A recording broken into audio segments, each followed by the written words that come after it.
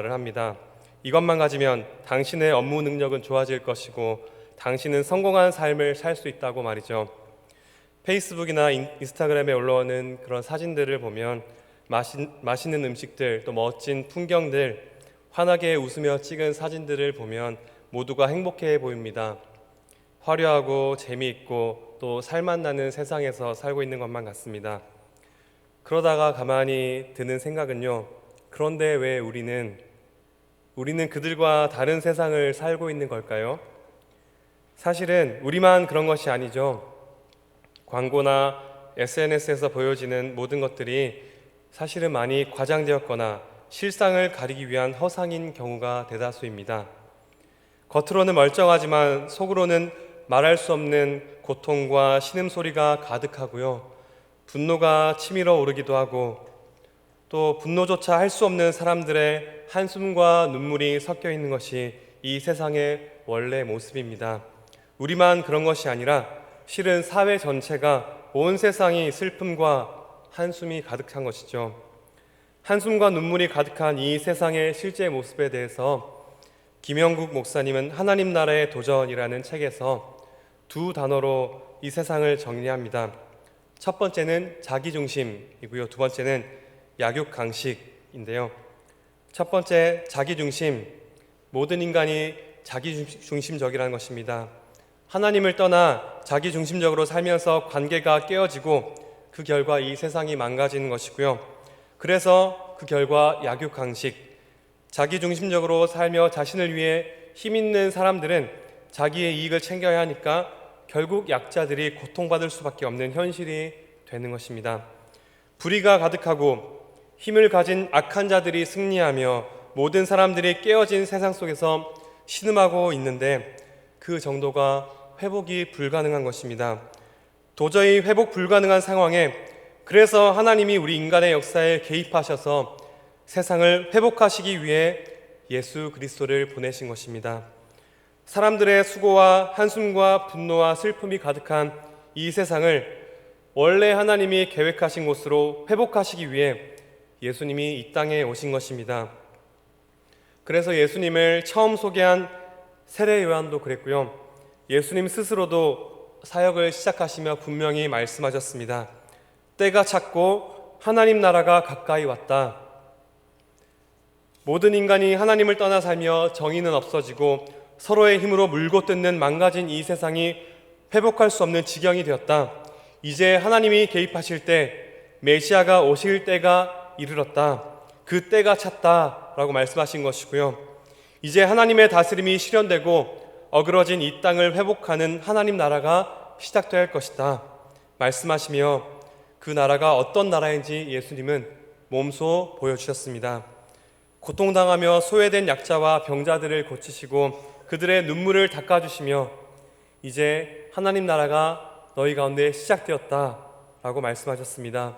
수고하고 무거운 짐진 모든 자들에게 나에게 와서 쉬어라. 너희가 참으로 안식할 수 있는 하나님 나라가 이제 시작되었다 말씀하시며 예수 그리스도 안에서 하나님 나라의 안식을 약속하셨습니다. 이러한 예수님의 가르침과 사역에 많은 사람들이 환호하고 따랐습니다. 소외되고 약하고 병든 많은 사람들이 예수님을 찾아왔고 예수님의 가르침에 귀를 기울이며 그 하나님 나라를 알아가고 또 누리기 시작했습니다.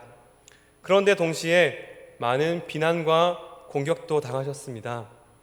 가장 많이 비난했던 사람들이 누구일까요? 그 당시에 가진 자들, 기득권들, 종교 지도자들인 바리새인과 서기관들이었습니다. 성경을 제일 잘 알고 성전과 회당에서 사람들을 가르치고 이끌었던 자들이 바로 그들이었죠. 자신들이 가르치던 성경에서 예언한 그 하나님의 아들이 지금 눈앞에 와 있는데도 전혀 눈치채지 못했던 것입니다. 왜 그랬을까요? 자신들이 이미 누리고 있던 것들, 사람들의 존경과 종교적 사회적인 기득권을 포기하기 싫어서 강박한 마음으로 자신들의 눈을 스스로 가렸던 것입니다. 그래서 참된 안식을 주시는 예수님께 안식일의 규정을 가지고 비난했고요. 하나님의 안식을 상징하는 것이었던 안식일의 규정을 가지고 참된 안식의 주인이었던 그 예수님을 비난하는 말도 안 되는 상황이 벌어지고 있었던 것입니다. 오늘 말씀에서도 이런 양상이 이어지고 있습니다. 예수님은 여전히 깨어진 세상 가운데 찾아오셔서 신음하고 있는 한 사람을 만나시고 긍휼히 여기시며 그를 고치십니다. 우리 오늘 말씀 22절을 같이 성경을 보시고 읽어보겠습니다. 22절입니다. 시작. 그때 귀신 들려 눈 멀고 말 못하는 사람을 데리고 왔거늘 예수께서 고쳐주심에 그 말 못하는 사람이 말하며 보게 된지라. 아멘. 그냥 아픈 것도 힘든데 귀신이 들렸습니다. 당사자의 인생은 말할 것도 없고 그 주변 사람들, 특히 부모와 가족들의 삶이 얼마나 어둡고 비참했을까요?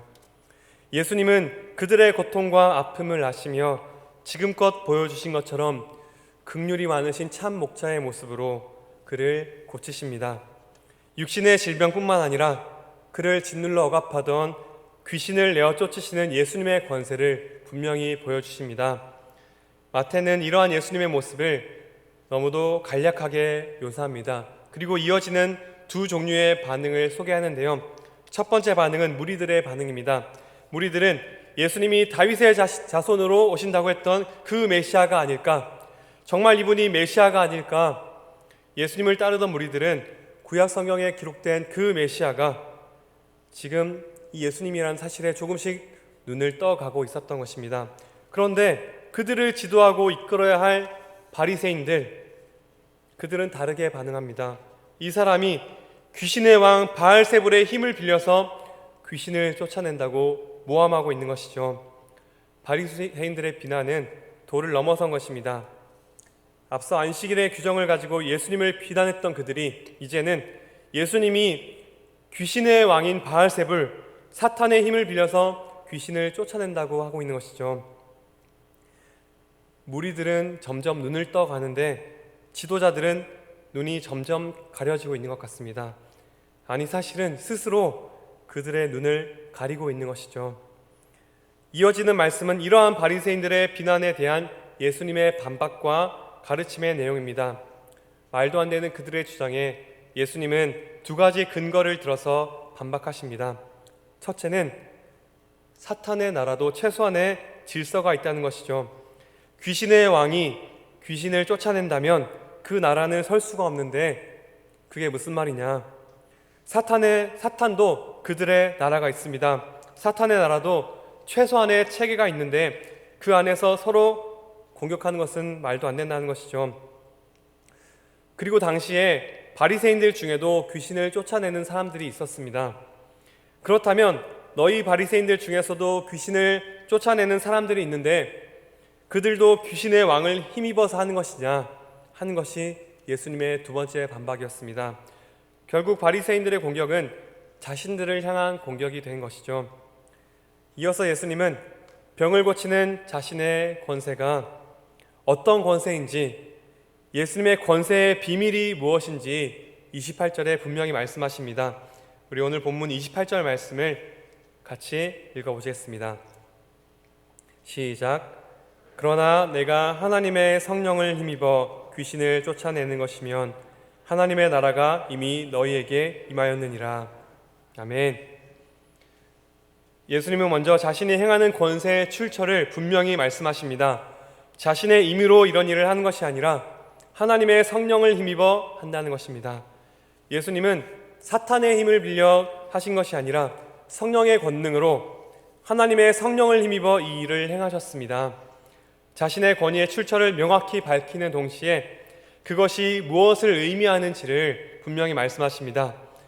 나는 분명히 하나님의 성령을 힘입어 귀신을 쫓아내는 것인데 이 일을 통해 너희가 알아야 할 것이 있다. 그것은 바로 하나님 나라가 지금 너희에게 임했다는 사실이다. 내가 성령의 능력으로 이 일을 행하는 것은 하나님 나라가 이미 임했고 이제 시작되었다는 것을 보여주는 것이다. 너희들이 그토록 고대하고 기다리던 그 나라가 이제 시작되었다라고 말씀하시는 것입니다. 예수님이 행하신 이 치유의 사건들, 그리고 특히 귀신을 쫓아내시는 이 사건들은 하나님 나라가 임했기 때문에 가능한 것이었습니다. 하나님의 다스림이 실현되는 곳, 하나님의 통치가 이루어지는 곳이 바로 하나님 나라입니다. 하나님의 다스림이 있는 곳에 귀신들은 설 자리가 없습니다. 신체적, 육신적 장애들 뿐만 아니라 정신적이고 영적인 모든 장애들이 회복되는 것입니다. 그런데 하나님 나라는 단지 치유와 함께 기적이 일어나는 것만을 가리키는 것이 아닙니다. 하나님과의 인격적인 관계 속에서 하나님을 주인으로 모시는 그 사람들 가운데 그 나라가 있습니다. 우리가 지금 보고 있는 마태복음은 1차적으로 유대인들을 향해 쓰였습니다. 그래서 유대인들에게 예수님이 메시아이심을 알게 하기 위해서 그들의 언어인 족보를 통해서 이 복음서를 시작하는데요. 우리는 족보를 보면 마음이 어려워지죠. 그런데 유대인들은 족보를 보면 자기 민족의 역사 전체를 떠올립니다. 하나님의 구원 계획의 시작인 아브라함의 자손이며 영원한 왕위를 약속받은 다윗의 자손으로 오신 메시아가 바로 예수님이다 라고 하며 이 마태복음을 시작하는 것이죠. 그 유대인들에게 하나님이라는 이름은 너무나도 거룩했습니다.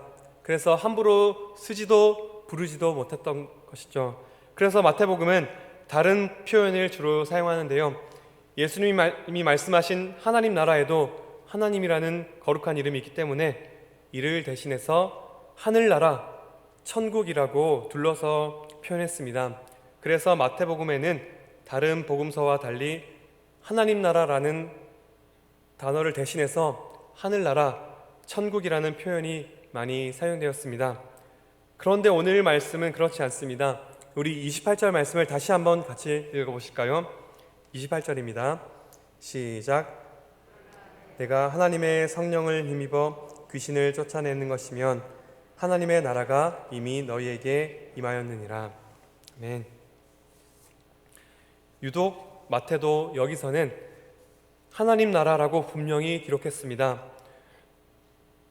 조금 모호하지만 유대인들에게는 편한 하늘나라, 천국을 사용한 것이 아니라 거룩하신 하나님과의 인격적인 관계를 요구하기 때문에 하나님 나라라고 분명히 명시했습니다. 하나님 나라는 단지 치유와 같은 신비한 기적이 일어나는 곳이 아니라는 것입니다. 하나님을 주인으로 모시고 받아들이는 자들, 그들 개인과 그들이 속한 공동체, 그들이 속한 세상이 회복되는 곳, 인간이 주인이 되어서 망가진 그곳에 하나님과의 인격적인 관계가 회복되고 하나님의 통치가 실현되는 곳이 바로 하나님 나라인 것입니다. 사랑하는 성도 여러분, 여러분이 계신 곳이 하나님 나라입니까? 우리의 일상 속에 하나님의 다스림이 실현되고 하나님과의 인격적인 관계가 회복되어서 그분을 향한 사랑 가득한 두려움, 경외와 순종이 있는 곳이 바로 하나님 나라인 것입니다. 그 하나님의 다스림이 일어나는 곳에 우리를 억누르고 짓밟던 사탄의 권세가 무너지고 우리의 깨어진 관계가 회복되고 우리의 기쁨이 회복되는 것입니다. 하나님과의 올바른 관계가 우리의 기쁨의 원천이며 우리의 안식의 원천이기에 하나님 나라가 임한 곳에 참 기쁨과 안식이 있는 것입니다. 사랑하는 성도 여러분, 그 하나님의 말씀을 순종하는 여러분들의 일상에 여러분의 가족들과 속한 공동체 그리고 우리 교회 안에 하나님 나라가 이루어져서 참된 기쁨과 안식을 누리는 은혜가 있으시길 간절히 소원합니다.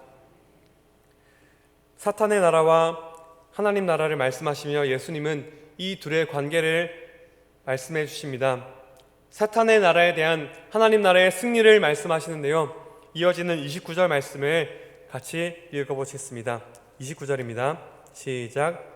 사람이 먼저 강한 자를 결박하지 않고서야 어떻게 그 강한 자의 집에 들어가 그 세간을 강탈하겠느냐. 결박한 후에야 그 집을 강탈하리라. 아멘. 상식적으로 강한 자의 집에 있는 것들을 강탈하기 위해서는 그 강한 자를 이기고 힘을 못 쓰게 해야 하는 것이죠. 마찬가지로 귀신들이 쫓겨난 것은 예수님이 시작하신 하나님 나라가 사탄의 나라에 대해 승리했다는 증거가 되는 것입니다. 그래서 그 강한 자가 취하여 억누르고 억압했던 자들, 그의 포로가 되어서 고통받는 모든 자들을 건져내시고 자유케 하신다 말씀하시는 것입니다. 예수님은 자신의 사역을 통해 그것을 친히 보여주고 계십니다. 자기 중심적인 인간이 사탄의 권세 아래에서 서로 물고 뜯으며 모두가 고통받던 그 사탄의 나라가 이제 예수님으로 인해서 산산조각 나고 있다는 것입니다. 그래서 예수님이 가시는 곳마다 귀신들은 벌벌 떨며 떠나갔습니다. 하나님이 계획하시고 하나님의 성령을 힘입어 예수님이 행하시는 이 삼위 하나님의 사역을 통해 이 땅에 하나님의 나라가 임하였습니다. 그분의 나라에서 사탄의 모든 권세는 무너질 수밖에 없습니다. 사탄이 다스리던 나라에서 우주적 정권 교체가 일어난 것입니다. 지금 우리가 살고 있는 이 시대는 과학의 시대라고 할 수 있습니다. 과학이 너무나 많이 발달했고 이전에 알 수 없었던 많은 영역들이 밝혀지고 있습니다. 악한 영의 일로 생각했던 많은 병들이 이제는 작은 바이러스나 세균에 의한 것임이 밝혀졌고 또 좋은 백신과 치료제들로 그것을 다스리고 있습니다. 발전된 과학 문명으로 인해 사람들은 이제 모든 것들을 설명할 수 있고 우리가 모든 것들을 다스릴 수 있다라고 생각했습니다. 그래서 자연을 계속 개발하면서 자연의 영역을 침범하고 또 침범해서 발전시켜 왔습니다. 그런데 전 세계적인 코로나 팬데믹 상황으로 우리는 또 한 번 우리 인간이 다스릴 수 없는 것이 있음을 깨닫고 있습니다. 코로나가 전 세계적으로 대유행을 하면서 모든 것이 멈췄던 작년 봄을 기억하십니까?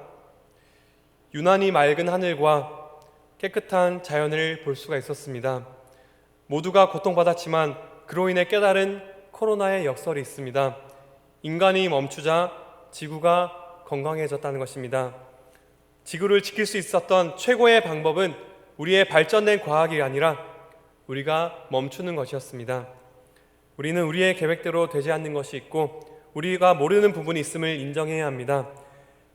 요즘 시대에 눈에 보이지 않는 영적 세력이 있다는 말은 시대에 뒤떨어진 것처럼만 느껴집니다. 그러나 과학이 발전해서 신비가 사라진 것들도 있지만 여전히 우리가 알지 못했던 새로운 신비들이 나타나고 있습니다.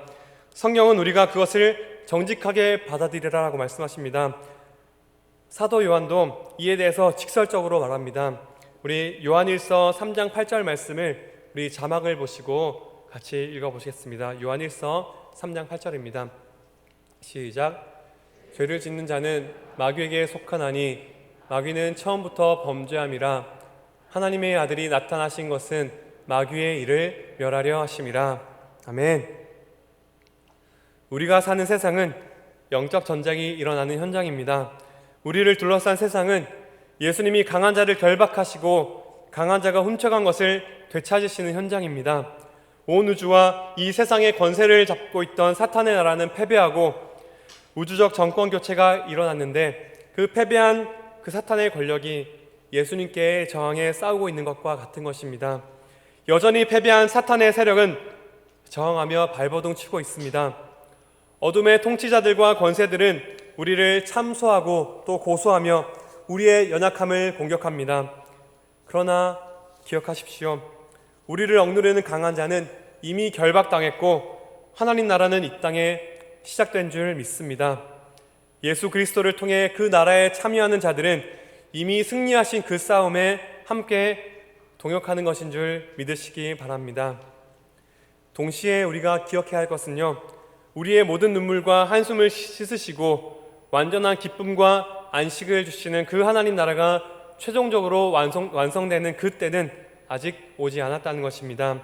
사단의 공격이 여전히 우리에게는 너무도 강하게 느껴집니다. 사탄의 나라가 무너진 것은 이미 결정되었지만 그 권세들이 마지막으로 발악하며 우는 사자처럼 삼킬 자를 찾고 있습니다. 그 발악에 우리는 속수무책으로 넘어질 때가 많습니다. 그럴 때마다 우리는 예수님이 어떻게 그 권세들을 이기셨는지를 기억해야 합니다. 예수님은 그 사탄의 나라를 무너뜨릴 하나님의 권세가 그 능력이 있었지만 그 권세를 항상 하나님의 뜻에 순종하며 사용하셨습니다. 하나님의 다스림에 순종하여서 성령의 능력을 힘입지 않고는 그 권세를 사용하지 않으셨습니다. 항상 하나님의 뜻을 구했고 마치 스스로는 아무것도 할 수 없는 것처럼 기도하셨고 하나님의 성령을 힘입어 모든 일을 행하셨습니다. 그리고 끝내는 십자가를 지시기까지 순종하셨습니다. 그 순종으로 사탄의 권세를 이기셨습니다. 우리 골로새서 2장 15절 말씀을 자막을 보시고 같이 읽겠습니다. 시작. 통치자들과 권세들을 무력화하여 드러내어 구경거리로 삼으시고 십자가로 그들을 이기셨느니라. 아멘. 예수님은 그 악한 통치자들과 권세들을 무력화시키셨습니다. 어떻게 승리하셨다고요? 십자가로 그들을 이기셨느니라. 아멘. 예수님은 십자가를 통해 악한 영들에 대한 승리를 나타내셨습니다. 사탄의 나라에서 말하는 힘의 논리가 아니라, 세상이 말하는 약육강식의 원리가 아니라 희생과 섬김과 겸손의 극치인 십자가로 승리하셨습니다. 예수님이 보여주신 그 하나님 나라에 참여하고 이 땅에서 그 나라의 백성으로 살아가며 예수님의 승리에 동참하는 방법은 하나밖에 없습니다. 예수님과 함께하는 것입니다. 예수님이 보여주신 그 십자가의 길을 따라가는 것입니다. 그 십자가를 받아들이고 순종할 때 우리는 예수님이 이기신 그 승리에 참여하게 되는 것입니다. 다른 길은 없습니다. 이미 승리하신 예수님의 정권에 참여해서 완성될 하나님 나라를 기다리든지 아니면 침몰해가는 사탄의 나라에 속해서 같이 망해가든지 그 선택을 요구하십니다. 하나님 나라가 임했다는 이 놀라운 소식에 중립지대는 없습니다. 우리 이어지는 30절 말씀을 보실까요? 30절 말씀을 같이 읽어보겠습니다.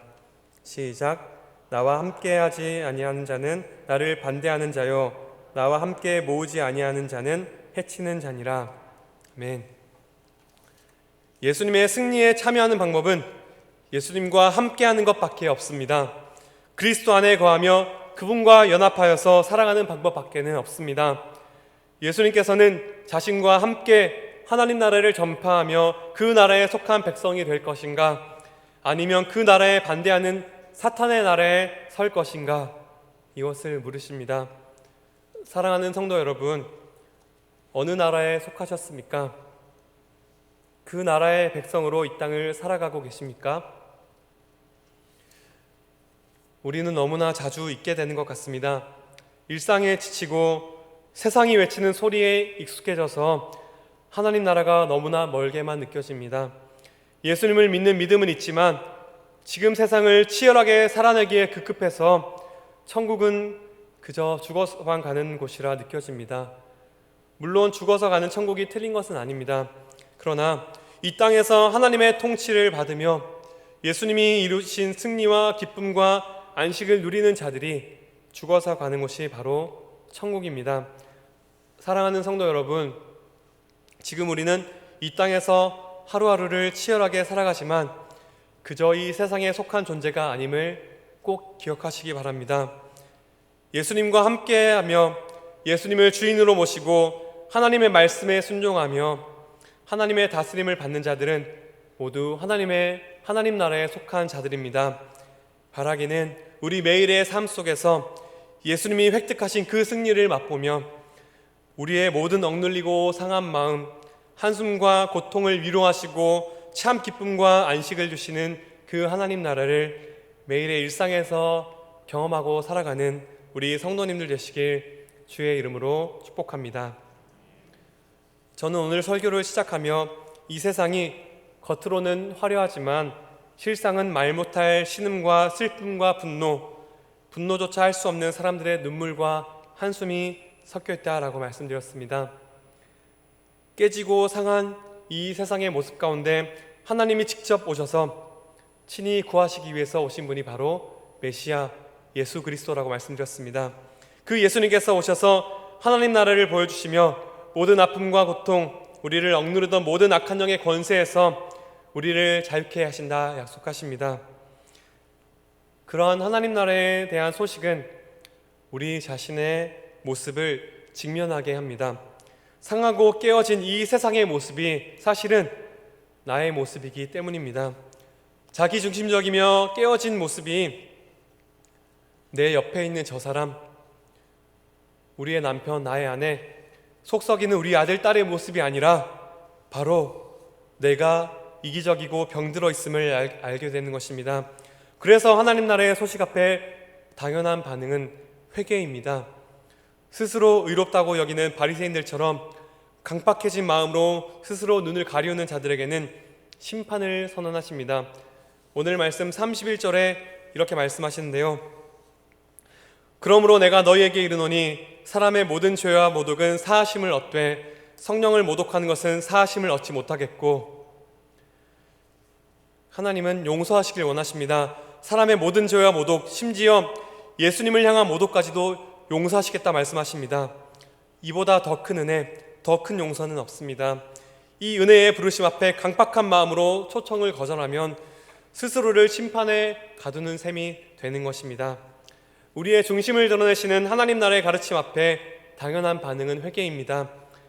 하나님 나라에 참여하기 위한 조건이라기보다는 하나님 나라의 백성의 특징이 회개인 것입니다. 마틴 루터는 95개조 반박문의 첫 번째 조항에서 이렇게 말합니다. 우리 주 예수 그리스도께서 회개하라고 말씀하셨을 때 이는 믿는 자의 삶 전체가 회개하는 삶이어야 함을 말씀하신 것이다. 하나님 나라에 속한 자들의 삶 전체가 회개하는 삶이라는 것입니다. 그래서 예수님은 스스로 지혜롭지 못하고 스스로 의롭지 못함을 알기에 자신의 죄에 아파하며 회개하는 자들, 수고하고 무거운 짐진 모든 자들을 초청하시며 하나님 나라의 안식을 약속하신 것입니다. 심령이 가난한 자들이 그 천국을 소유하고 누리는 것입니다. 사랑하는 성도 여러분, 하나님 없이 내가 주인이 되어서 살아가는 삶을 통해 나의 삶이 병들고 나의 주변의 가족들과 공동체가 상했음을 인정하고 주님을 의지하는 자들에게 그 하나님 나라의 안식을 약속하십니다. 오늘도 내일도 우리의 일상의 치열한 삶의 현장에서 한숨과 고통이 있을 수밖에 없습니다. 그때마다 우리는 하나님의 성령을 힘입어서 승리하신 예수님, 하나님의 뜻에 순종하여서 십자가 지기까지 순종하신 그 예수님을 기억합시다. 우리도 예수님과 함께하며 예수님의 본을 받아 철저히 하나님의 성령을 의지합시다. 그것이 유일한 승리의 길인 줄 믿습니다. 사랑하는 성도 여러분, 우리 매일매일의 삶에서 그 하나님의 뜻에 순종하며 힘의 논리가 아닌 십자가의 방법으로 성령을 힘입어 그 나라에 동참하며 하나님 나라의 참된 안식과 기쁨을 누리고 살아가는 우리 모든 은평의 성도님들 되시길 주의 이름으로 간절히 축원드립니다. 기도하겠습니다.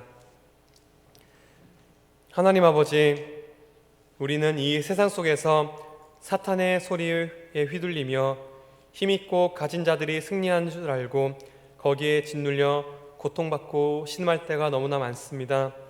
그러나 오늘 말씀을 통해 우리를 짓누르던 사탄의 나라가 패배하고 우리에게 참 안식과 기쁨을 주시는 하나님 나라가 이 땅에 시작된 것을 알게 하시니 너무나 감사합니다. 날마다 예수님과 함께하며 예수님이 보여주신 십자가의 길을 따라 순종하고 예수님이 승리하신 그 승리에 동참하는 저희들 되게 하여 주옵소서. 주님이 약속하신 심령이 가난한 자의 복, 그 하나님 나라를 소유하며 예수님 안에서 참 기쁨과 안식을 누리는 진정으로 복 있는 자들, 하나님 나라를 소유한 자답게 살아가는 저희들 되게 하여 주옵소서. 믿고 감사드리며 예수님의 이름으로 기도합니다. 아멘.